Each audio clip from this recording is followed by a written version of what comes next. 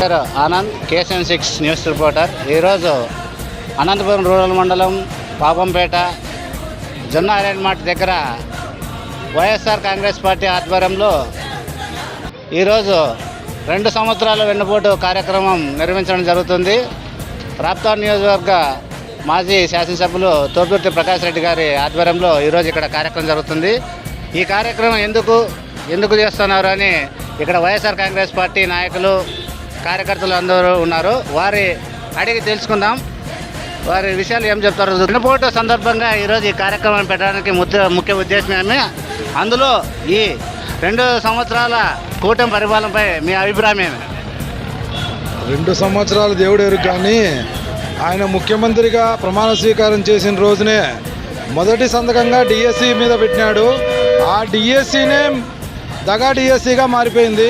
ఎంతోమంది కష్టపడి చదువుకొని డిఎస్సి ఎగ్జామ్స్ రాసి వాళ్ళు ఉద్యోగాలు రావాలని కలలు కంటున్నప్పుడు దొంగదారిన స్పోర్ట్స్ కోటాలో ఉద్యోగాలు తెప్పించి మొత్తం విద్యార్థి లోకానికే వెన్నుపోటు పొడిచినాడు. కాబట్టి వెన్నుపోటు దినంగా అదొక్కటి ఉదాహరణ చెప్పచ్చు.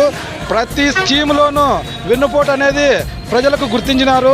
2 ఏళ్లకే ప్రజల్లో ఏమాత్రం అవగాహన లేకోకుండా అతని మీద ఇప్పుడు ఎలక్షన్స్ పెట్టినా పూర్తి స్థాయిలో 170 స్థానాలు కూడా జగన్మోహన్ రెడ్డి గెలుచుకునే ఇది స్థాయికి వచ్చారు. అదేవిధంగా వెన్నుపోటు అంటే అతనికే వెన్నుతో పెట్టిన విద్యగా మనం భావించాల్సి వస్తుంది. మొట్టమొదటిసారిగా తెలుగుదేశం పార్టీని వెన్నుపోటు పొడిచి ఆయన లాక్కోవడం జరిగింది.